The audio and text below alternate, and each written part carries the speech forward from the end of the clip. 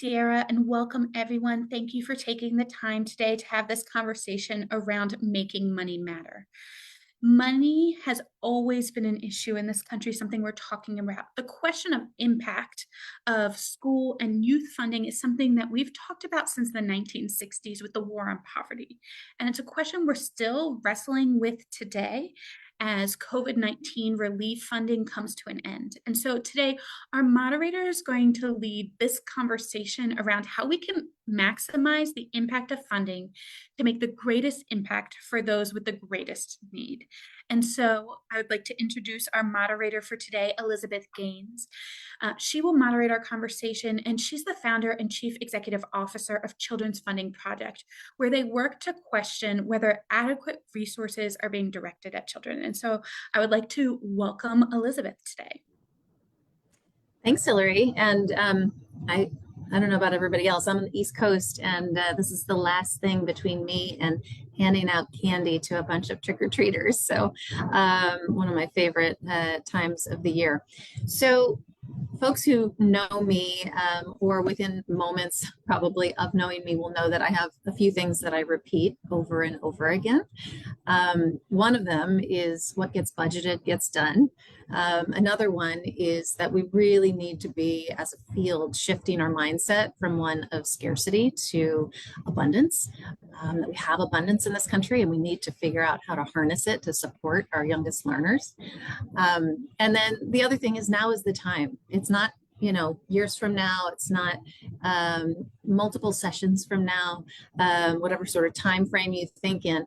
Now is the time to really focus on making money matter. So very excited to moderate this panel. And if you hop, I just want to give you a little bit of a sense of who Children's Funding Project is. If you just go to the next slide.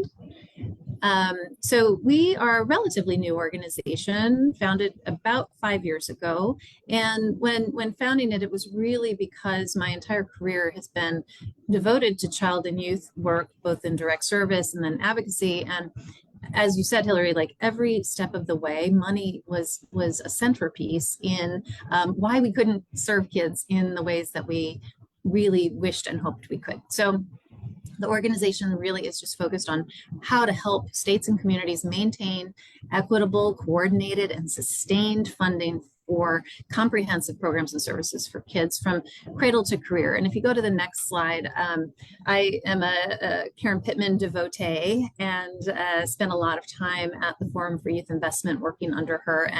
And so one of the things that we're really committed to is, if we're going to hit that target in the middle, academic and vocational productivity, we've got to pay attention to social and civic connectedness and physical and emotional health and safety. And I think post-COVID, these things have become just so stark. And so just to sort of set the tone for our conversation today, really, what are we doing to invest in all of those things, and how do they interact in getting us to the outcomes that we want for young people?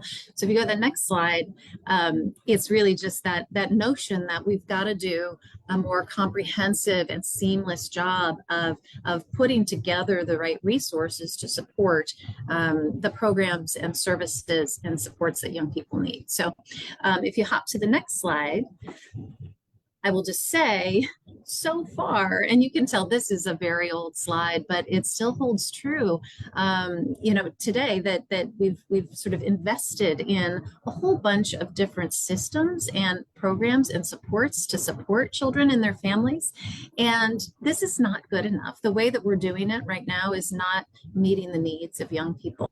And one of the things that I think is really important to think about when you look at this picture is that we don't know the outcomes that we're getting necessarily across the spectrum of a child or their family, or even in one of these systems, right? So we've got to find better ways of tracking these things and making the case.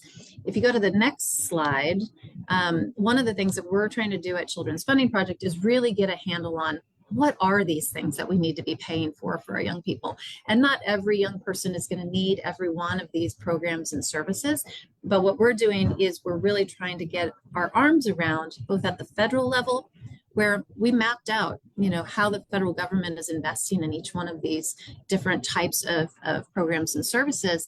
And it amounts to less than 3% of the budget being spent on children and youth from cradle to career.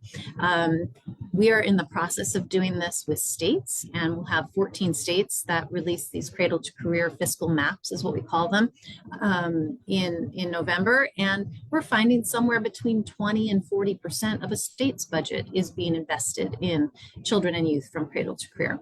If you hop to the next slide, I will just say, now is a moment where at Children's Funding Project, we are laser focused on helping as many states and communities with really a sense of urgency to answer these three questions, because the federal stimulus money that has been infused into all of our communities to support kids in various ways, not only ESSER, but a lot of state and local fiscal recovery funds, the child care funding. There's been a number of things that happened over these past 3-4 years that really have made big, deep investments in our kids.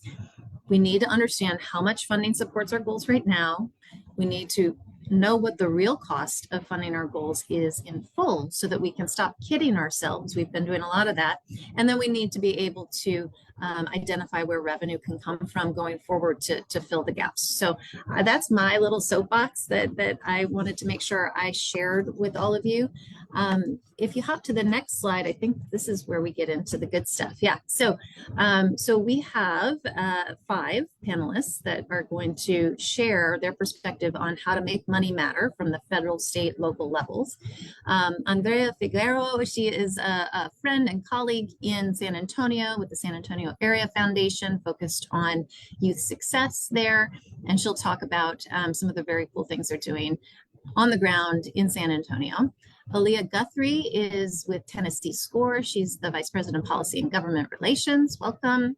Matthew Joseph is Senior Policy Advisor at ExcelinEd, and he has written some pieces and studied this work that I think you've got in the links and the attachments around making money matter. And if you go to the next slide, Zahava Sadler, I think, Zahava, you've got something hot off the presses today from New America on really examining the ESSER funding, that elementary and secondary relief funding that has been such an important element of keeping schools afloat in these past couple of years. And then our friend Rochelle Wilcox, who's CEO of Wilcox Academy of Early Learning, will talk to us about the very exciting and hopeful work that has gone on in New Orleans the past couple of years, where they had some big success. So we're going to start with Zahava. So if Zahava, you could come off of. I'm here. You're here. Okay, great. So welcome. And I think if you could just start talking a little bit about, what you just released and what you learn about how ESSER dollars have been spent over the past few years. And then, why do you think it's an important thing to be examining in greater detail? Yeah, thank you so much. So there's a brand new report that New America just dropped yesterday called K-12 Federal COVID Relief. What can we learn from doing school funding differently? And the essence of this is that there's a lot of work that is happening and has been done that's really important, looking at the specific initiatives or programs that districts and states tried to support with their ESSER funding, with their K-12 COVID relief funding. But this is, to my knowledge, the first piece of research that looks at this as an experiment in school funding policy. This is weird money, right? We handed out this money, Congress handed out this money in really atypical ways, atypical amounts and timelines and rules. And this is just not how districts are used to receiving their money. And those differences had an impact. And they can teach us things about the best way to do school funding in the future. So for those who may not be super familiar, the Elementary and Secondary School Emergency Relief Fund, ESSER, was money for K-12 school systems to help them operate during the pandemic and to address its effects on students in schools. So that's really broad. Right? There are a lot of things you might need to do to keep schools going during the pandemic and then address its effects. And ESSER wasn't one thing. It was 3 different appropriations authorized under 3 different bills with 3 different sets of dates and deadlines. But all told, we're looking at nearly $190 billion for schools, which is a lot of money to be spent over 4.5 years. So if you think about Title I money for students from low-income backgrounds over the same period, that's about $63 billion. This is about triple that. So this is a lot of money relative to what school districts usually get from the federal government. It was more in districts that have more students from low-income backgrounds, so it figured differently in different places. But all of that is to say, districts receive this money with some really important distinguishing factors. A clear sense of purpose, right? We know what this is for. The size of it is huge and all at once and not tied to a single budget year. You can use it over the whole timeline. The timing, so not just the deadlines, but also the simultaneous funding of lots of different districts and different levels of government. And then the level of flexibility that districts had with it and whether that flexibility actually worked in practice. So those 4 things, purpose, size, timing, and flexibility, are where this report focuses. And I'll just share a couple of tidbits that we can learn for what sets spenders up for success when they are spending money on their students. One is purpose, being really clear about the purpose, but also when you're looking back at the money, being clear about what the purpose was. Today, some people are looking back at the ESSER funding as though this was an academic transformation grant. A lot of the money was about initial triage, about transitioning back into in-person learning, about health and safety and contact tracing and masks and desk shields. Remember that?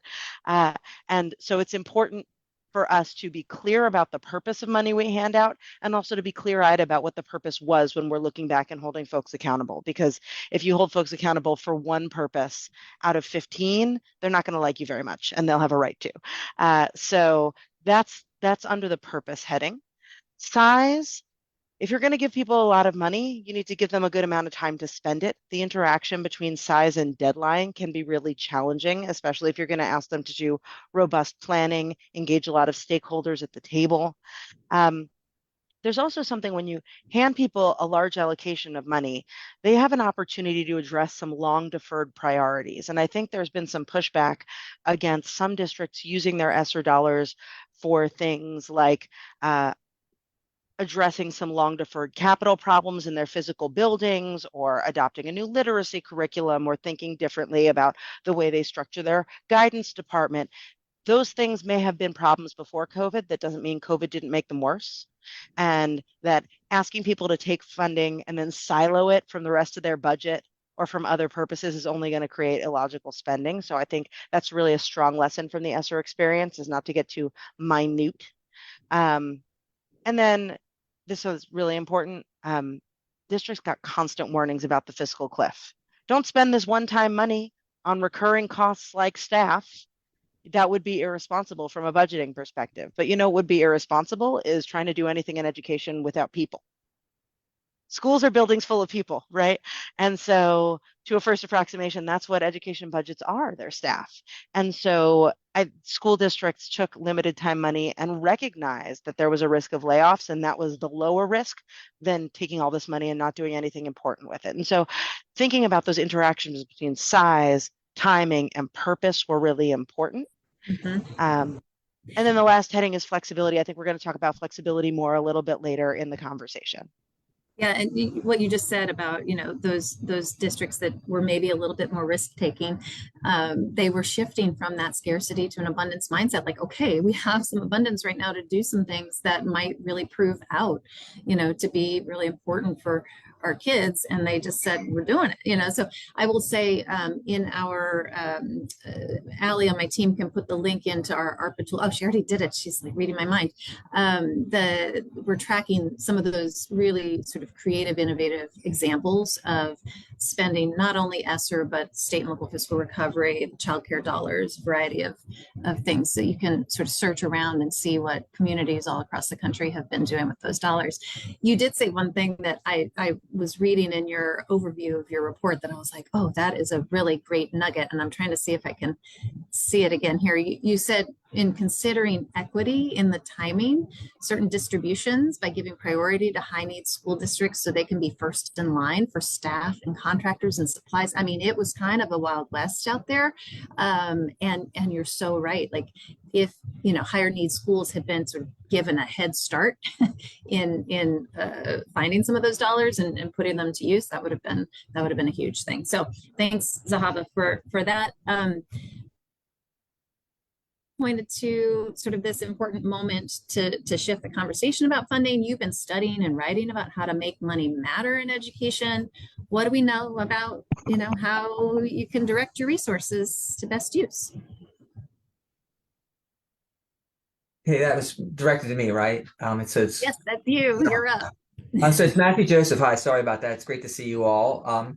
As Hillary mentioned at the beginning of the webinar, the debate about whether money matters has been going on for decades. And I think one of the good news is that in the last few years, scholars from across the ideological spectrum have taken a better and more sophisticated look at that question.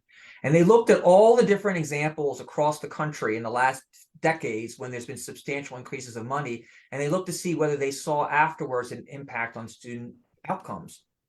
And remarkably, across the spectrum of these studies and these scholars, they found that yes, I mean, when you increase money they looked at about $1,000 per student, you do see an increase in student outcomes. And that's really reassuring. The fact that there's such a consensus across the spectrum. There was a set of scholars that's more on the left, a set of scholars on the right, and they basically came out with the same findings. And I think that is helpful because it should dampen some of the ideological disputes on this issue about if we put more money in the system, is anything going to happen? And another thing that was important that they found was the impact of that $1,000 was double for low-income students. So the same amount of money produced double the impact for students who have higher needs. And that's really reassuring for folks who are focused on achievement gaps.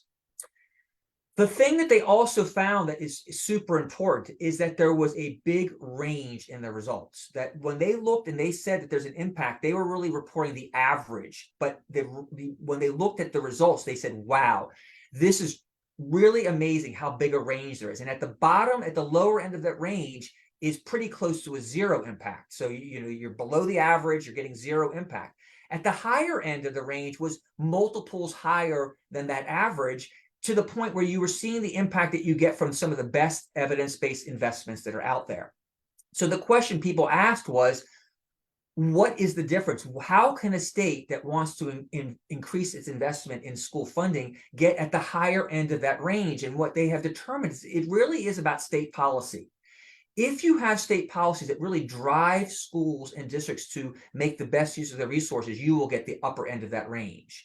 And that's what you're seeing in this kind of slide, this example, a kind of policy, state policy as a force multiplier. The same amount of money on the left producing 2 times the average, 5 times the average of the results that they found in their synthesis. If you're a state that does not have those policies, that has few or none of those, then what's going to happen is you're going to get basically close to zero of an impact. And so this, just to give a sense of what that really means, you can see in the bottom right of this slide that if you were a state that was right at that average, you ranked 25th in 4th grade reading, and you were able to just get that 2x impact of that $1,000, the state would overall go from 25th to 14th in the country, and its gap would go from 25th to 20th. But if you could go to the highest, if you had the full set of policies, you were really at the upper end of the range, that state that started in the middle would end up 7th best in the country, and its gap would be the least in the country, going from that 7, and you can see in the upper bottom right there, its gap being the low, 1 being the least, which is where you would want to be. So the question then becomes, like, what are those state policies? And what are the policies that are really going to drive schools and districts to use their resources better? And the next slide gives you an example. It kind of shows you what they are. The centerpiece of it may seem counterintuitive to it, which is student-centered funding. It's basically make your funding system as simple as possible.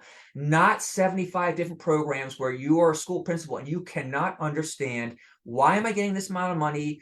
There's so many rules, I can't control big portions of it, and therefore they kind of leave big portions of their resources off the table.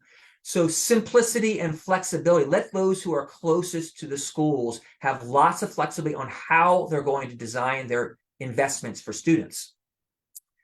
But that does not mean just letting them do whatever they want. And so the biggest challenge for state policy is to get them to shift from that focus on inputs and micromanagement to say, what you really want to do is hold school districts accountable for outcomes.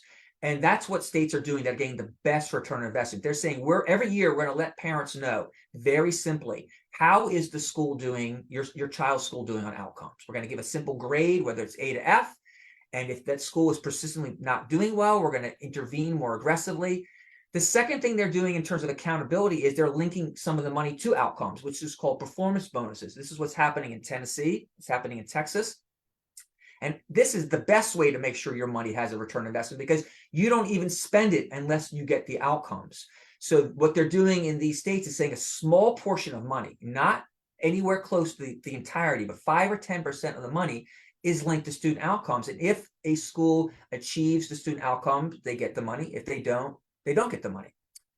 The second thing that I wanted to highlight in this slide is how to focus on all students, because I mentioned the fact that the impact is double for low-income students. And that is a huge opportunity for state policymakers, because what they can do is they can seize that fact and use it to make the best investments. Because with having that base dollar amount for all students, what you see in the center of the slide, what states really need to do is make sure there is supplemental money for their low-income students. They do that through weights that are multipliers on top of that base, because all that money, that supplemental money that's going into the low-income students, that is going to produce double the impact of the other money. So right there, you're getting double the impact. But what's really important is to make sure that money gets to the schools that are serving those students. If it goes to the district itself without any restrictions, there's just too many district needs. They will take that money and they will spend it not on bad things, but they will not necessarily spend it on the needs of low-income students. So states are requiring that money get to the schools that are serving the students. They're also saying in their accountability system, when you get your school grade, you have to do well with your low-income students. You have to do well with your students with special needs. If you're not doing well with your those subgroups, you cannot do well in our school accountability system. And they're also saying for their performance bonuses that when you succeed with these students who have higher needs, we're going to give you double the amount of money, or a substantially larger amount of money, because it's hard to achieve those results for those students. So by having it be double, they make sure that there's equity and they create incentives to kind of really serve those students. So there may be opportunity later in the webinar to go through some of these other policies, but I did want to highlight those two sets.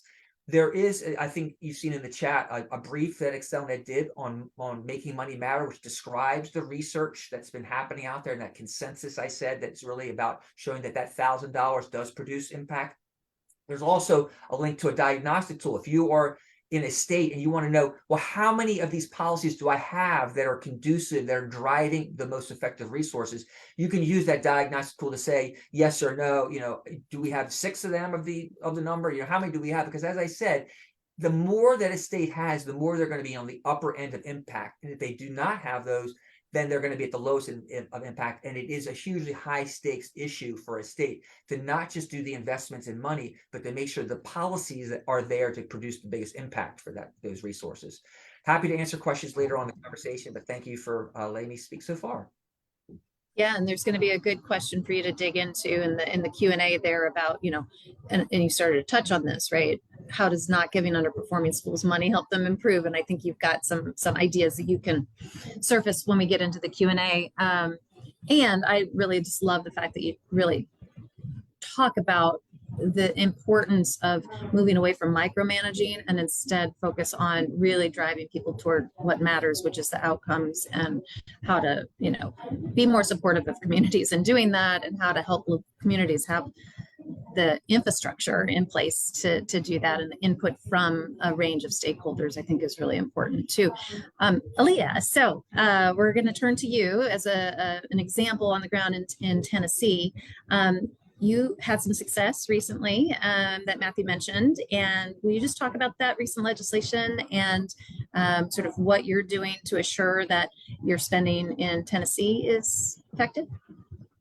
Yes, absolutely. And I'm trying to avoid this light coming at me, but I think the reason that I was asked to be part of this conversation from the Tennessee perspective is because we recently changed our student funding formula we changed our funding formula to be a student funding formula as opposed to a resource-based formula, and have to say thank you to Zahava and to Matthew, both of whom were really helpful to the partners on the ground in Tennessee as we were thinking through what this change ought to be, what the vision and goals should be, and continue to be helpful as we are in the process of implementing. But in 2021, we had obviously, we were still dealing with a pandemic, and we had a lot of extra stimulus funds, and I think across the state had a much stronger understanding of the importance of education and the gaps that students are experiencing, and kind of a disparate experience that students have in different schools and different districts. And we're also very aware of this pending fiscal cliff. And we were super fortunate in Tennessee to have leadership in the governor's office and in our Department of Education and in our General Assembly who prioritized both changing the way we fund and increasing the total amount. So we were able to do both. And that conversation started at the end of 2021, and the bill passed in 2022. And this 2023 fall is the first year of implementation of our new funding formula, which is called the Tennessee Investment in Student Achievement, or TISA. Some people will say TISA or whatever, but it's our new funding formula, and it aligns with a lot of what has been shared. It provides a base amount for all students, which is a higher base amount than we previously had. And then it has prioritized set of weights for different groups of students. So in Tennessee, we have weights for students who are economically disadvantaged, for students who are in a school with concentrations of poverty, which is sort of a proxy for like a Title I school. If a student is in a Title I school, we have a weight for students who are in sparse or small districts. So this is to capture some of the additional funds that are needed in rural settings. And then we have a weight for special education and English learners. So that sort of shifting in mindset from base and weights, or from a resource-based funding formula into base and weights, was very tempting when we were doing that. And we were also, the state was increasing the total spend by $1 billion recurring dollars, to add in some type of prescriptive, and you must spend it on these things. I think that is very tempting to do that, but we were able to maintain flexibility at the district level to make expenditure decisions based on their local context and their local needs, and sort of as like a balance between that autonomy and accountability.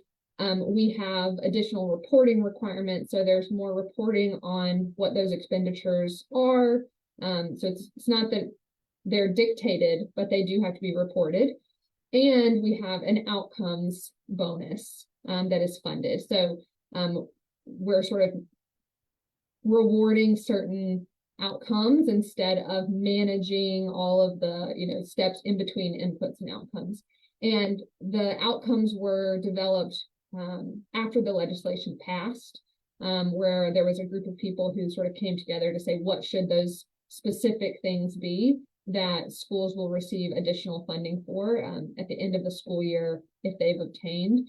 And those outcomes bonuses also have weights. So for any bonus that a school might get, it is doubled if they're achieving that measure with a student who is economically disadvantaged, a student who has a disability, or an English learner. So again, sort of carrying through that focus on like different student groups are going to need different supports in the funding side, and we're going to incentivize districts to actually focus their resources on those students by paying a premium in the outcomes.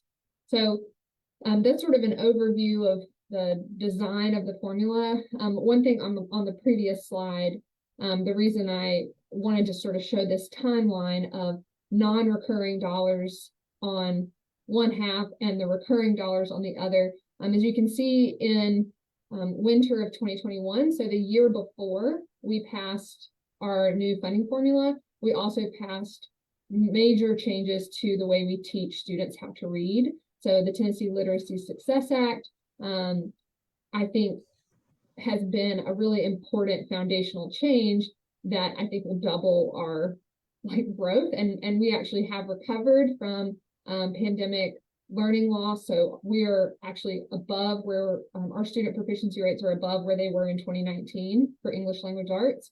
And it's because we changed the way we instruct students, and we changed ed prep around literacy. And I think being really clear about what you're going to do and then having that infusion of funds, I think those two things paired together has really been excellent for advancing student outcomes. And then the second slide, just wanted to share briefly, we've been working with a handful of district leaders since the passage of TISA on what are potential things that you could invest in. And so really encouraging those leaders to go through kind of a structured kind of database question. So how do you target your funds to student need in the way that funds are generated?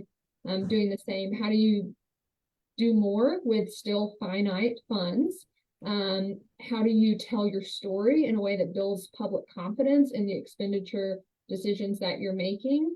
And that includes reporting, but it can also include other types of public engagement. And these are just some sort of suggestions or ideas about if you have these goals and you have this data, what might you invest in? And so really grounding it in like, what do we know about our students? What are the potential policy levers? And how do I make sure I'm using these additional funds? Not just the additional funds. Like if the district received 30 million more than they received under the old formula, instead of just thinking about what can I do with that extra 30, like looking at your entire budget and using this opportunity to rethink your strategies across the board, as opposed to just this that particular increase.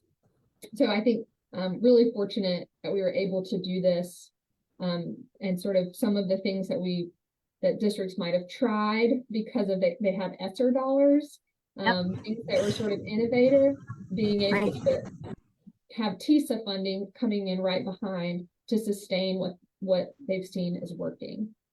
Right, you had that little window of opportunity that now is the time, you know, to sort of change up how you were doing things. So that's awesome. So I'm going to do a tiny commercial break, and I'm going to ask Allie to pull up our interactive tool. I'm actually going to just riff off of you for a second, Aaliyah, and show a tool that we've been in the process of building over the last year and a half with 14 different states. And this is basically to track cradle to career investments in children and youth across 14 states. So I saw some notes in the chat about, is Tennessee part of the state fiscal mapping work? Yes, here they are. And I saw a question about Georgia. Georgia is not. Allie's going to put the list in the chat in a moment, but just to reinforce this notion, right? So we're looking at, you know, various amounts of money coming in. If you click on one of these below, Allie, and I'm not sure if folks can see it fully, but the federal stimulus money from ESSER is real, y'all. That's a huge change investment in every state in this country and every community in this country. And so we are really going to have to get our arms wrapped around the forest and the trees here of how we fund children and youth in this country. And so just, you know, looking to dig into the details and really understand the various ways that individual states are supporting children and youth. And I don't know, Allie, if you want to like click on, you know, supported and connected and show folks how, you know, funding streams in Tennessee are targeted at those areas of outcome. But You'll see, you know, a large share of that comes from the federal government and a smaller portion from the state, but they, you know, certainly used COVID relief dollars to make sure young people were feeling supported and connected. And there, you can see the different funding streams associated with that there. So this kind of data is coming out to those 14 states. We're really hoping to move this into more states. There's a lot more detail behind this. There's 8 different pages. I won't show them all right now because we're going to shift to Andrea. And Andrea, both Matthew and Aaliyah talked about what needs to happen at the federal and state levels, but how about what's been going on in the region that is Bexar County, San Antonio, to really think about how to make effective funding decisions and how to make equitable funding decisions. Absolutely. And I'm wondering if we can pull up the slides for me, please. While we're doing that, thank you so much, y'all. I'm Andrea. I'm from the San Antonio Area Foundation, and I focus really on cradle to career initiatives here with the foundation. If you'll move to the next slide. But I wanted to give you all a little bit of context as we talk about this local area, which is San Antonio. We're in Texas. We're situated in Central Texas. And so if you look at this, we have 47% kindergarten readiness, 40% third grade reading. We know that those numbers have fluctuated since COVID. And those are also, when we're talking about disaggregating them by race and gender, those may be a little bit different. But I just wanted to give you a little bit of context. And here in San Antonio, we also have 17 school districts, so that's quite a few. And of those, we have about upwards of 340,000 students that are educated within those schools in our school districts. And before I kind of get into the plan that Elizabeth was talking about, there's something else that is definitely affecting our work here in Texas and in San Antonio when we're talking about our state legislature and our school finance. I know that there was a question that somebody asked about school vouchers. Well, here in Texas, that is probably happening. And so I wanted to mention that there are some things that we're going to have to navigate when and if Texas state ledge passes one of the bills that are up. However you feel about education savings plans accounts or school vouchers, if a version does pass this or a future special session, we're now in our 3rd special session here in Texas, we will undoubtedly have to navigate those public dollars moving away from our public school system. So there's that, just as some context. So can you move to the next slide? Right. So here in San Antonio, we've been thinking about and moving to work together as a community on issues of education from cradle to career for quite a while. I would just say that way back in 2012, we had a citywide pre-K for SA that was authorized, and that is through a sales tax, 1/8% sales tax. And now we have something called Ready to Work, which is on the other side for 18 and above. And that is also funded by sales tax, and that comes out to about $51 million annually. So we have been working together for quite some time as a community, just trying to figure out how do we change the systems and how do we get to each and every child that needs to be successful. We want every child to really come out on the other side with a post-secondary plan and to be engaged and to thrive throughout their life. So right during that time when COVID was kind of slowing down, an organization here in San Antonio called Up Partnership, who was one of our partners, came to a large group of us and said, hey, we want to do this thing. We're going to start this planning. And so the Future Ready plan began at that point. So what we all came together, and I'll tell you a little bit about who's at that table, is that our North Star really is by 2030, we'll increase post-secondary enrollment in Bexar County high school graduates in a degree or credential program to 70%. Again, for some context, we're at about a little north of 50% currently.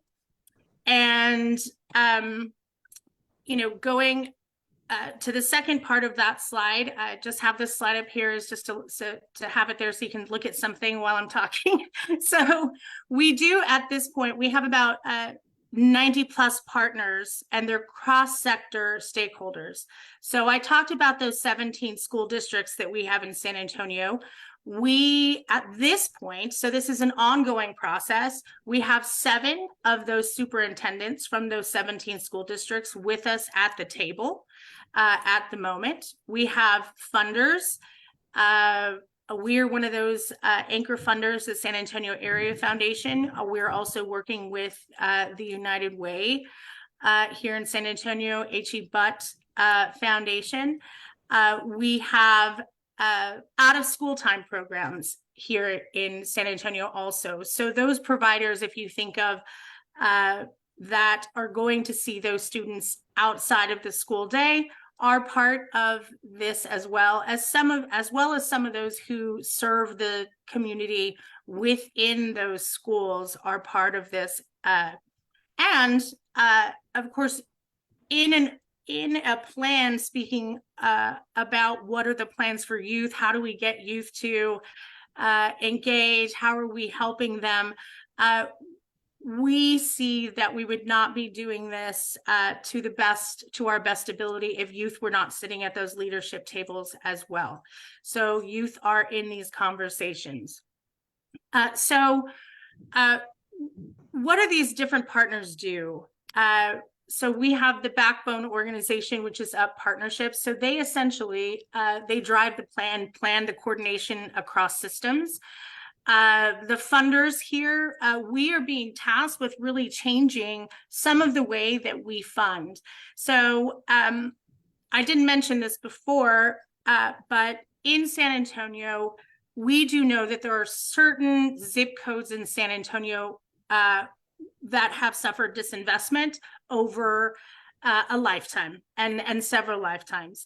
And so our Metro Health organization here in San Antonio has really identified 17 zip codes that have been named high need.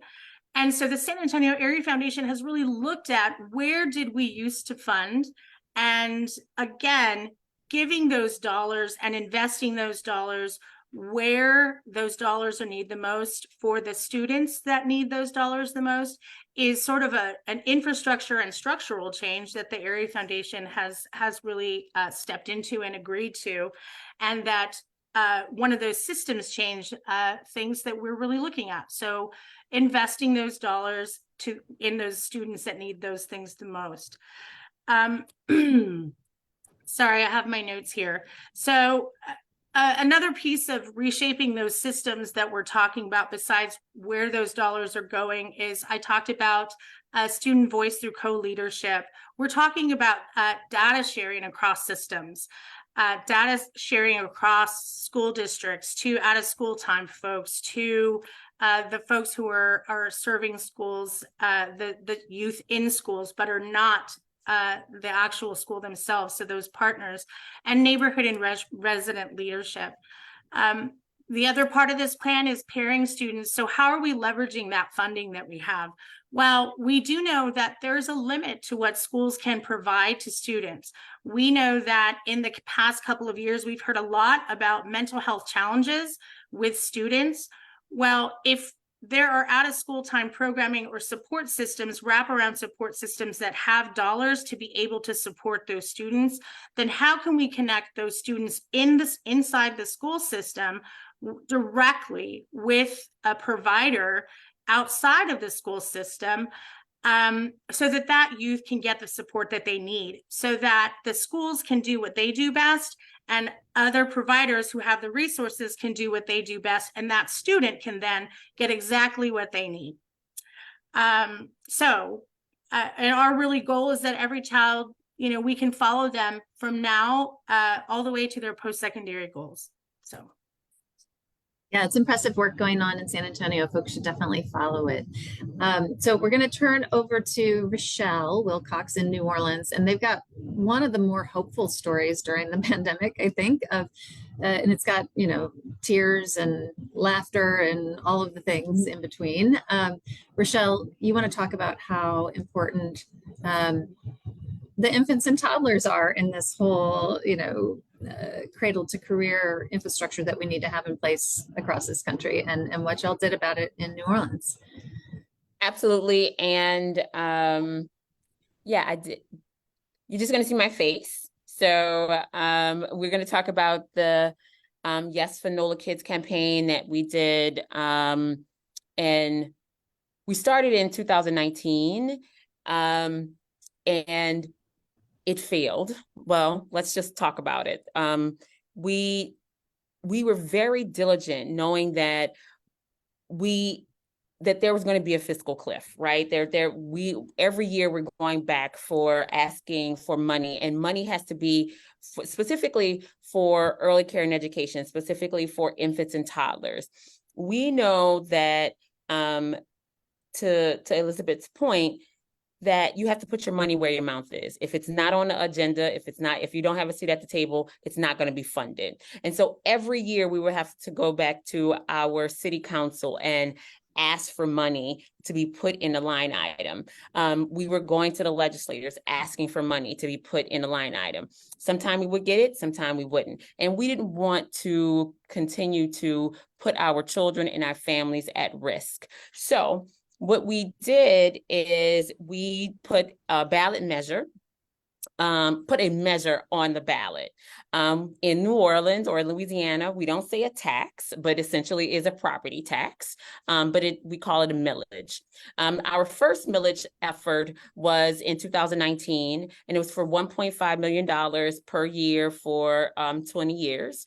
And it was competing with our libraries. So that millage failed. And we were excited about it. It was something that we were asked to do. We were excited initially because it was just like, okay, this will help keep us funded. This will at least be able to keep the current children that we have inside the centers under this City Seats program inside of those centers and continue continuity of care. However, it was not our end goal. We have over 9,000 children that are currently not served in the city of New Orleans.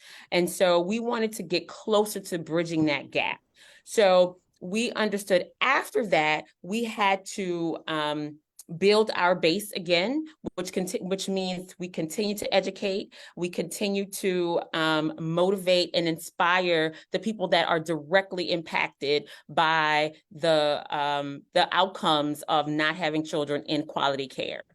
So, which again are the providers, which again are the teachers and the parents that we are serving. So with that, in 2022, we had the opportunity to put a ballot measure on the ballot, which would be our early care and education measure, which we were able to pass by 60%, which is $20 million per year for $21 million per year for the next 20 years. We were super excited about that. But what's most exciting is what really charged or who championed this is the parents, the providers, and the teachers.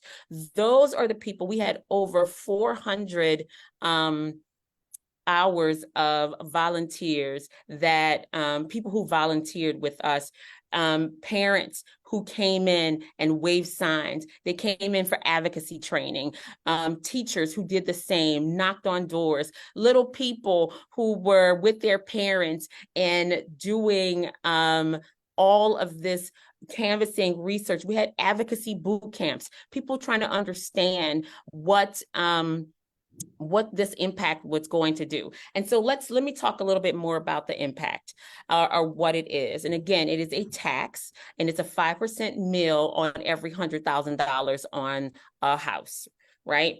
And so it will serve over 1,000 children, 0 to 3. And the reason why we focus on 0 to 3 is because we really wanted people to understand that those first 1,000 days are the most important days of brain development. We know that early care and education teachers are the brain architects of brain development. We also wanted to make sure that we are able to pay teachers more. We're able to make sure that the providers are getting funded at market rate, right? So that we can keep doors open. We can make sure that we understood that we had to engage the business component of it. During this research, we understood that businesses were losing millions of dollars, specifically in Orleans Parish, which is, we have parishes, not counties, but specifically in our municipality, that they were using millions of dollars because there was nowhere for these employees to take their children to high quality care.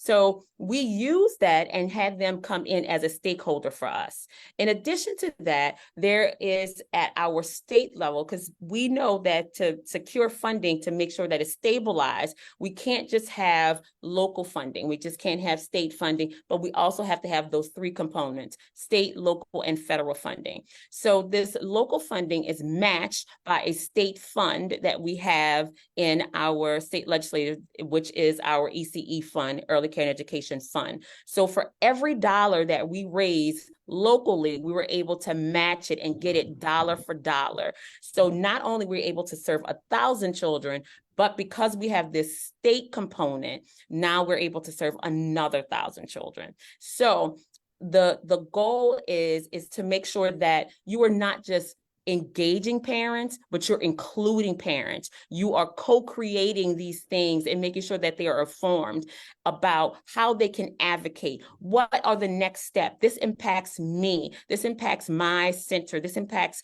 not only the parents, but the providers. Our teachers were super engaged in how they can impact ballot measures and policy, because our goal is to work our teachers and our providers who are used to subsidizing early care and education on their backs, work them out of poverty. And that is what this ballot measure has helped to do. It's amazing. I really encourage folks to read the story that Allie put in there. It is a heart story, whoever just put that in the chat. So thanks, Rochelle. And so I want to just see if anybody on the panel wants to talk a little bit about the notion, because we know, as much as I believe we have to shift from scarcity to abundance mindset, the infusion of these federal stimulus dollars was so unprecedented and was such a huge amount of resources flowing into communities. And I'd love the panelists to all come back on video if you can. I think that we're going to have to make some hard decisions in the coming years. And so I know a few of you talked about the concept essentially of targeted universalism, but I'd love to hear a little bit more about that, Leah or Andrea or anyone who's been thinking about how can we make sure the resources are first, we're triaging and getting them to the kids that really need them the most urgently.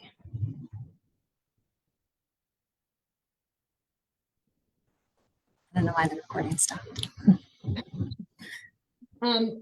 I think this is a challenge.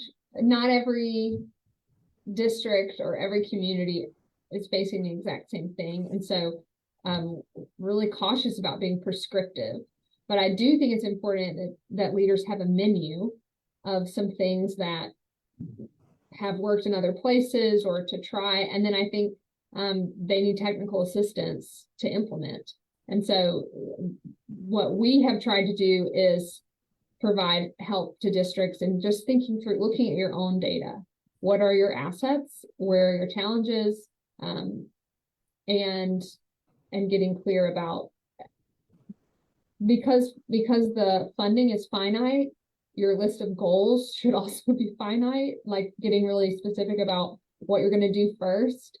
But I think, we have a theory of action around the instructional core, like what is happening in the classroom and how can you ensure that the teacher has the high quality materials and the training and the time and capacity to deliver high quality instruction. And then how are you structuring supports for students who need pull-out time? And when we say high dosage tutoring, there's like a specific list of things that means, like in how that time is structured. But those are some of the things that would be on our menu of what you might provide to a district that's struggling with third grade literacy rates. But would love to hear other folks share like how they think about advising districts or supporting districts or working with them directly. Yeah, so I mean, I think that more of kind of what I just talked about earlier, but I think that we all have to first have a reckoning with ourselves and say, how have we been spending these dollars, and have we been successful the way that we have been spending these dollars, and who has been getting the benefit of those dollars in the long run? I think what Matthew said is really important, that $1,000 can go a long way for you know, a student that is in that that high need area. And so for us, and especially, you know, I'm talking from a funder's perspective, it's important that we are critical and that we sort of reflect on how we have been doing this work in the past and make a conscious effort to focus on equity and what that means for us, and then change our practices to match that. So I would also say, so for us, you really need to do a community assessment, like, you know, and also maybe even some polling, and really, to the point, look at what the strategy is for your particular community. People always ask, or people often ask, why did we focus on 0 to 3? And because when people think, I'm sorry, that's my son, it's Harvest Fest. And that is because we know, specifically in the state of Louisiana, that most of our preschool age children, and that's preschool meaning pre-K, are covered. It's mostly, you know, free tuition. So we wanted to make sure that infant to 3-year-old, that piece was covered, because we needed to do a community assessment. We know what the data is telling us. So you want to make sure that those things are covered for the community, because you know what your community needs. So do that community based. And all of y'all are on this panel because, and it might seem like kind of a hodgepodge of different folks coming from different angles on this topic, but I think you're all here because you've either been focusing on and studying where creativity and innovation and really, you know, drilling down is important, or you've been doing that on the ground, right? Getting creative and just scrappy about how you approach this stuff. Does anybody want to share anything, any lessons around sort of the importance of branching out and getting innovative? Zahavi, you look like you're coming off mute for that one. Yeah, well, here's what I'll say, because I think the answer to your previous question about making sure the money gets where it's needed, and the answer to this question, that sometimes policymakers have the wrong approach to your first question and it undermines this second question. So I think that when you are a legislator, the main thing you are doing is appropriating money for particular purposes. And you think that the most important way that you can make sure something happens is by sending money in that direction. And I am all for sending lots of money to the students that need the most support. Don't get me wrong. But the way that a lot of legislators think that they are going to make sure this happens is by saying, I want to follow this dollar, this $1, all the way through the system to its usage so that you can show me that you used it well. And that never works. And it radically undermines the creativity, because here's the thing. The people that do the bookkeeping are not the people that are directly engaging with the students. And the people that you are constraining by saying, okay, I want to follow this dollar all the way to its usage, the people on the receiving end of that rule are the accountants, not the teachers. And so ultimately, at the end of the day, what you're trying to do is give the people that are closest to the kids the resources they need to make it work, give them the kind of guidance and ideas and evidence support that Aaliyah was talking about so that they have the right ideas of how to support those kids, and then hold them accountable for not where dollar A ended up, but with what outcomes they produced overall. Because if you're following that $1 through the system, the easiest way for me to follow your rule is to say, look, I bought this one hole puncher with that dollar. Wasn't that great? I can show you exactly where that dollar went. If you use that dollar as part of a holistic strategy to make sure that each student is supported and known by a whole group of highly trained adults, it's going to be really hard to follow that $1 to its usage, but that kid is going to be better off. And so transparency and reporting about what a district did and what outcomes it produced are great. Transparency and reporting that's about how this line item in the budget translated to that expenditure in my accounting document is less helpful for ensuring that districts are able to support students in the ways that they really need. The other thing I'll say is just when we give practitioners guidance about the best strategies and the most evidence-based approaches, we also need to recognize that difference in local context that Rochelle was talking about.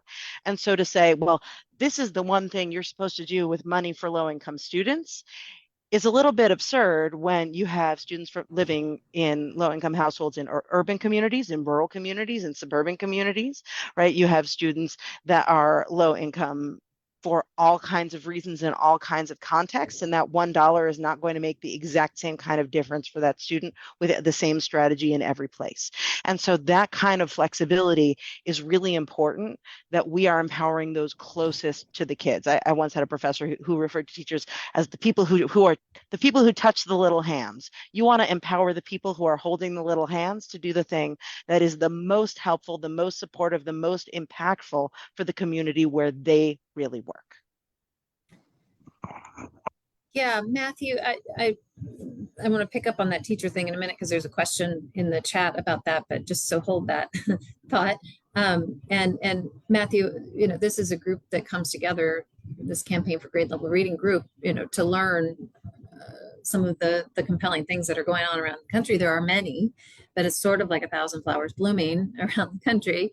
Do you have any sort of advice from the work and research that you've been doing on sort of how to approach collaborating with other states, learning from other communities?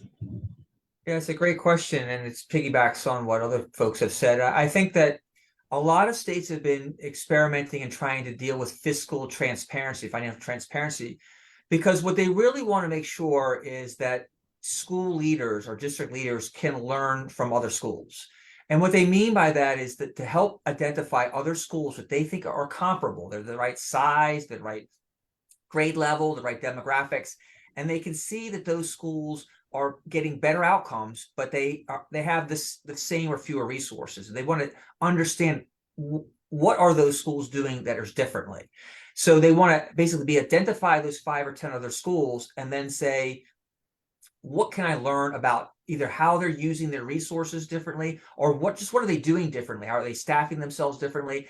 And I think that's really, I think, the goal that a state can do. They can basically facilitate things that are really hard for a super busy school leader or district leader to say, well, how am I don't have all this time to do the research and find out there's another school, could be elsewhere in the state, not even the same district, and they are a similar school, and I want to learn from this. So to enable that to happen, I think that really is proving to be a much better strategy than really the top down of saying there's only one approach. Because I do get asked that quite a bit by policymakers. I show them the impact on that higher range of results, the most evidence-based services, the kind of sharp decreases in school in class size, or the high dosage tutoring that Aaliyah was mentioning. And they say, well, why don't we just mandate that every school in the state's going to do that? And some states have done that, and they just have not gotten the results they expected, because it turns out that implementation is key. It's not just about the idea of high dosage tutoring or reducing class size. You have to implement it well. And if it's a top-down mandate where every school in the state's having to do it, they don't do a good job of implementation, and you don't get the results. But if you have some kind of choice and you have some degree of facilitation by the state, that's when you get the better buy-in and the better implementation. So it's a tough thing to say to state policymakers that even though there are these evidence-based practices, don't just mandate that everyone do it. That's not going to get you the results you want. There's a different way to get those results by being looser on the inputs, tighter on the outcomes, and give some push to the evidence-based practices that you're most enthusiastic about. And you know who will keep people honest on that is families. Martha's got a question in the chat about, you know, thoughts on family engagement and advocacy to support these kinds of efforts, and do they have the power that can make a difference? And so, okay, Rochelle, that's a you question, I think, because you didn't talk about providers for providers. Yes, Did you? absolutely. So I owned 4 early learning centers in the greater New Orleans area, but also in addition to that, I am the co-founder of For Providers by Providers, which is a provider-led organization that supports and builds the capacity of type 3 early learning centers in Louisiana. And that's centers that take public funding. The bottom line is that what we did in New Orleans was pushed by providers and parents and teachers, the people that are directly impacted by early care and education. When I say that we were able to engage, and I tell people all the time, people are always like, well, we don't know where to go for the parents. You know, parents are not engaged. And I was just like, they come through my door every day. Like they come every day, and it's about building relationships. It's also about making sure that we educate parents. And yes, one of my favorite quotes is a quote by Alice Walker, and it says, the easiest way people give up their power is by thinking they don't have any. The most common way. And parents, and your voice has power. We had 60% of that millage pass, and that was really because we had so many parents that really got educated around. And then what happened was, after that, they was like, what's next? What can I do next? How can I support you next? What can we start next inside of this camp? What can I do at my older son's school? How can I move this later? How can I engage this policy, this local city council person? Because what happens is, once they get engaged into this policy, it demystifies it, right? And they get energized. So your voice absolutely matters. Yeah. I know at Children's Funding Project, somebody said their theory of change, our theory of change is absolutely that if we invest in this kind of work that Rochelle just did in New Orleans, that there will be a trickle up effect to that. And so now we're going to go for Louisiana. And all the surrounding parishes too, right? Like all the surrounding parishes are like, look what they just did. We can do it too. Kind of like the blueprint, right? Like if this parish did it, my parish might look a little bit differently, but here is some of the things that we can do it. And these are the people that we need to get behind us. And it starts with the parents. It's very hard for a politician to say when a parent comes with their story, and we are the experts. Please do not take away. Yes, we need the data points, but the data points are also part of the parent story, or your story. Those lived experiences are the most important one of those data points. So I really want to make sure we point that out. Thank you.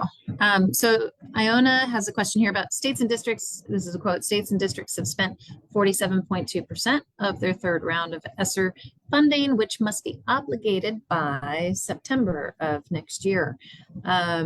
With such an historic amount of spending like never before, why some districts are not even spending the money when there is an obvious need? Thank you. I like the framing of that question. I don't know, Zahava, do you want to weigh in? I have my own theories, but you go first. Yeah, I mean, so first of all, I just want to say, I think, I had a link to the Future Ed report on progress of spending that they've been updating recently. And I do want to shout out their work. I think Future Ed has been doing great work tracking districts' use of ESSER funds.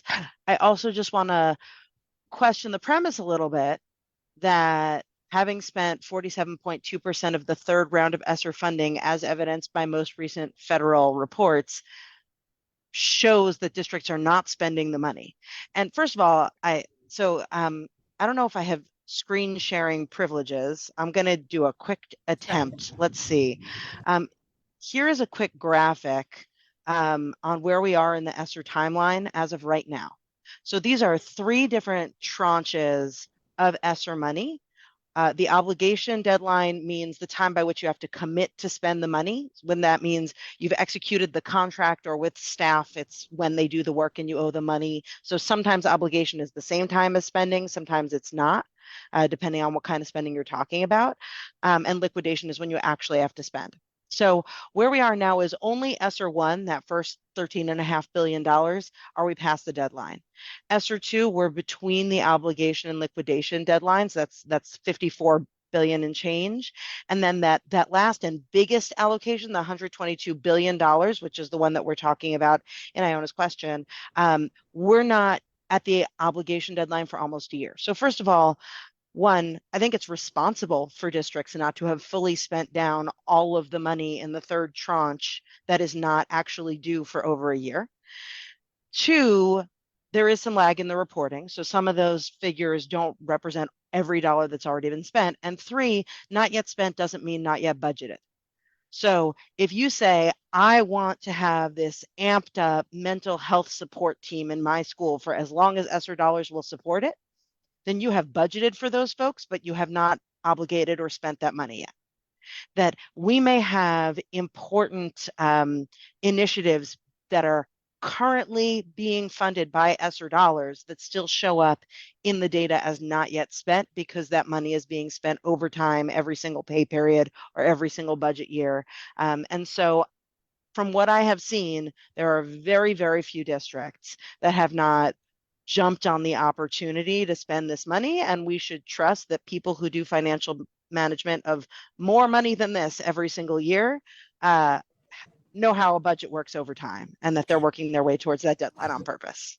And there was, I think, a really important tension going on between the urgency of getting the dollars out and the engagement that many districts wanted to do. And so they were always, sort of, and have still, I guess, been weighing this, sort of sense of getting input and also getting dollars out. So there's that too. I was paying too close of attention to what you were saying. So let's see. There was a question about how successful do you think are the school committees that address these categorical programs? Are schools and districts accountable to run these committees to have them in effect? I don't know. Does anybody know what that question is referencing? Precisely. I'm just going to take a quick guess. I don't know this questioner, but I'm assuming that she's from Massachusetts, where school committee means school board everywhere else. So I think she means the elected leadership of the schools. That's my guess. Okay. Anyone have a thought on that from that perspective? Other than saying wildly inconsistent, I'll leave it to the rest of the panel. Not have an opinion. Okay, so then we're at this teacher shortage question about that being a significant funding challenge that's coming. State governments need to significantly fund teacher salaries and benefits, teacher prep programs, subsidize undergrad and grad tuition for teachers. Let's see here, low income, maybe it's not a question, it's a statement. Low income urban schools and districts right now face a scary near future. Anybody want to say anything about sort of that element? Matthew, did you look at anything related to teachers and outcomes directly? I think one thing to mention is something that Texas did when it did its school reform package a few years ago, which is they were addressing the challenge that some schools have a greater difficulty attracting effective teachers, some classrooms, and it's oftentimes where the most disadvantaged students are, the students with the greatest need. So what they said is, we're not going to mandate anything, but we're going to voluntarily offer a big block of money. And if you have a teacher evaluation system that just meets some basic requirements, and you get one of your effective teachers to go to a high need school, we're going to help pay a substantial bonus. It could be, I think it's as much as $60,000, above the base pay. So of course, the state is also doing across the board teacher salary increases to address the overall increase. But what they're also doing is through a volunteer, like a coalition of the willing districts that want to do this. And most districts are willing to do this, to make it so that they can be targeted and say it's not a universal teacher shortage. The teacher shortage is most acute in certain classrooms and in certain schools. And so we're going to basically provide substantial bonuses to get the best teachers to go and stay in those schools. And I think a lot of people are paying attention to what's happening. It's called the teacher incentive allotment in Texas, because I think it both is a good strategy overall for an investment, but also the way they're doing it is they're encouraging great implementation and great buy-in from the school districts, because cohorts are doing it on a volunteer basis. So I hope that's one good example. Yeah, I'll just add to that and say SCORE crafted a piece of legislation and worked with our legislature to get it funded in 2023. It's just a pilot program, so it will only last for a few years, but it's called the Future Teacher Scholarship, and it provides last dollar funding for your junior and senior year of post-secondary if you commit to be a teacher in either a distressed or at-risk county, so primarily rural counties in Tennessee, or if you commit to be a teacher in one of our highest needs subject areas like early elementary, special education, English learners. And so we're really trying to increase the number of people going into the profession. We've seen a 40% decline since 2011 in the number of completers of our ed prep programs in Tennessee. So there will be some people who already intended to be a teacher and they will benefit from this scholarship, and we are really fine with that. And we also hope that there will be people who make the decision going into their junior year that they're going to complete an ed prep program and go into the classroom, because it provides a way to do so tuition free. And alongside that, we've been working with a handful of districts. So kind of to Matthew's point of a coalition of the willing, who have shared some information about their compensation strategies, their evaluation, like observation and test scores of their teachers, retention rates, the type of preparation their teachers receive. And so they're able to see some analysis of their own teacher labor market and see how that compares to other districts in the state. They don't know I'm seeing exactly this district, but they are sort of seeing a peer district, a district that has some similar like demographic or economic situation, that they can see another district that is similar, and how does their retention rates differ or their compensation rates differ, so that they can be more strategic in their recruitment and retention by having that shared information. And again, that's just something that we have been working on, but we're hoping to that it will prove useful and be something that our state department will take on and provide for all of the districts in Tennessee as a way to help them think through their educator labor market. That's awesome. Okay, this is going to be for everybody, so be thinking. Let's just do a quick go around of, we've got that September obligation date for ESSER.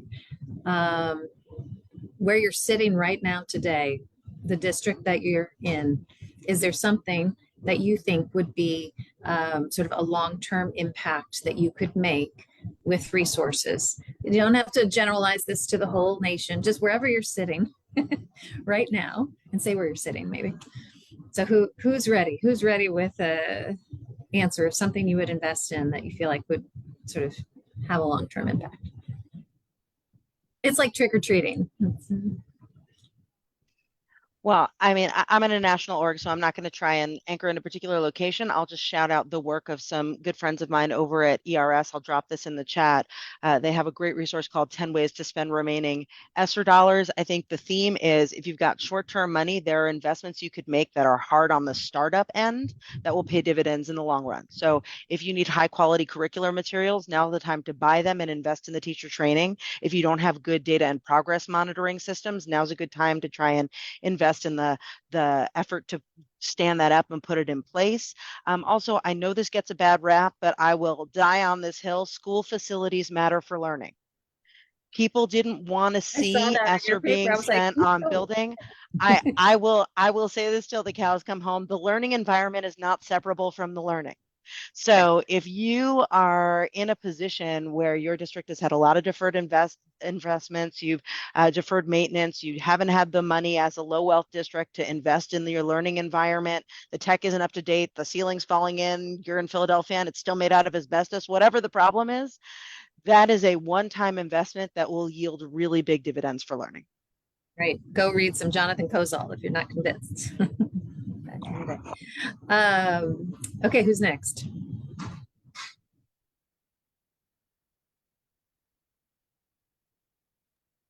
I'm just going to agree with Zahava on that one.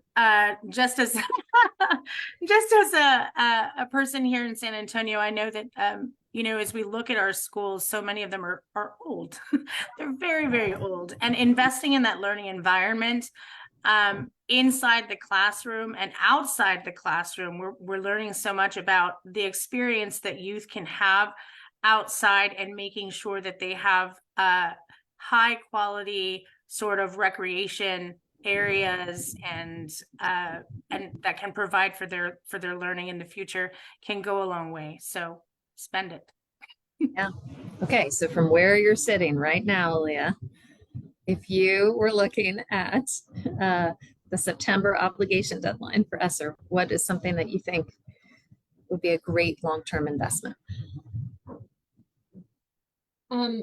So state technology infrastructure or maintaining their data systems is a really uncool answer, but it's my answer, which is that the information that we have about our teacher labor market is collected in a very antiquated way.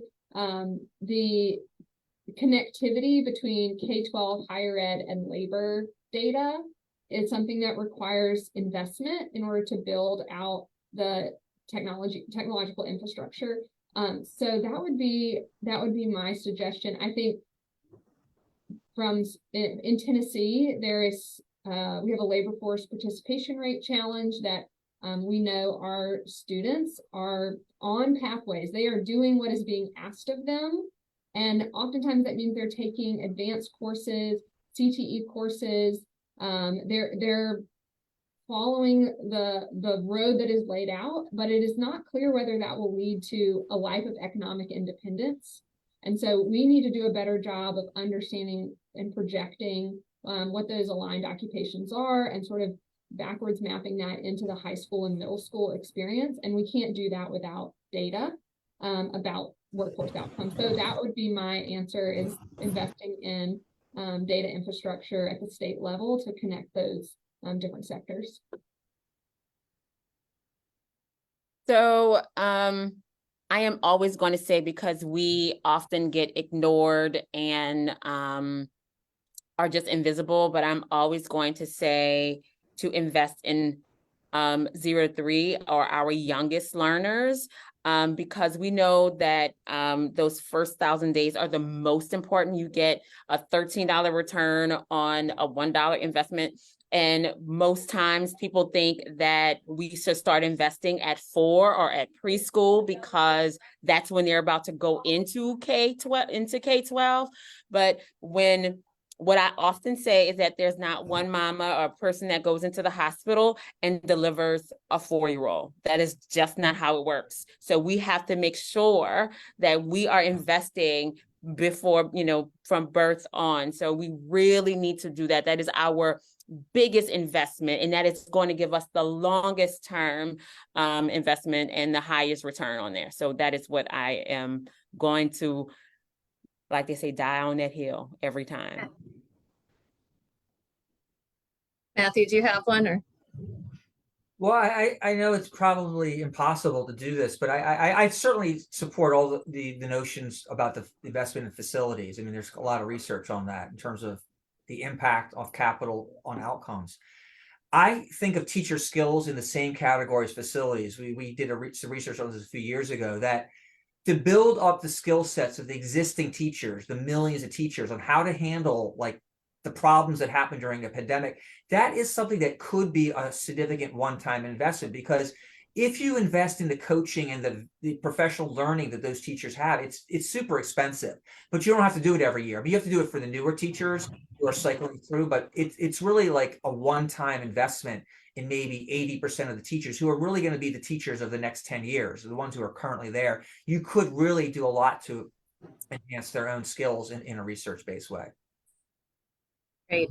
And I'm going to give mine too, because I see Terry Peterson has put a note in the chat that is syncing up with where my head was too. And then someone had in the Q&A sort of commentary about Well, some schools are underperforming because of concentration of poverty and all of the negative effects that, you know, young people come into the school building with of that, and the need for schools and community-based organizations to work more hand in glove together. And that's always been hard to do because of the power differential between schools and community-based organizations. And I think when you have money is the best time to form those kinds of partnerships and bonds. And so investing in that kind of community infrastructure in much the way that Andrea was talking about, and you know that they've been doing in the early years in New Orleans. So just really making sure that it's a schools not going it alone, but schools working with their community partners to be able to really meet all the developmental needs of their young people, not just the academic ones. So that would be sort of my thing. I know that the evaluation piece came up. I hope people were able to go in and get that done. I'm going to just say, is there any last word that any of the panelists want to share before we get our candy out and accept trick-or-treaters? They start coming early at on my block here in DC. I don't know about you all.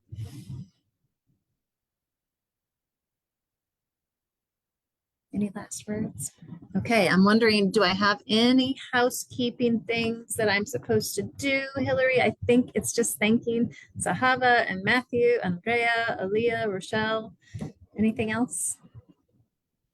No, I think that's it. I'll echo your thanks. I would encourage everybody to take a moment or two and fill out the feedback form for us. And then I would like to invite everyone who's here today, our panelists, our audience, to join our upcoming conversations. So next week, we'll be back, same time, same place, for a session on early grade retention, where we'll discuss a new brief by the Thomas B. Fordham Institute that suggests that retention in elementary school can be beneficial for students in improving middle school outcomes if it's coupled with instructional supports that are tailored to the educational needs of retained students.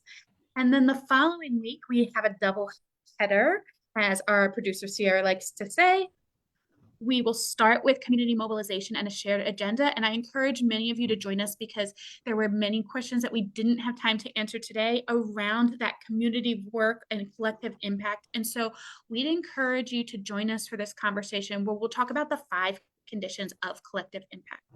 And then in the afternoon at the 3 p.m. Eastern time, we will have leaps and bounds, how early learning supports the Mississippi Miracle, and how the alignment between early years and early grades builds a more sturdy bridge for literacy success. And I think that's also well connected with some of the topics we've talked about today. But please take a few moments and register for those webinars and join us as we wrap up our session today. We are so thankful for all the time, attention, and conversation that were had, and wish we had more time to answer more of the questions that came up today. So with that being said, be well to all of you and enjoy some candy. Bye.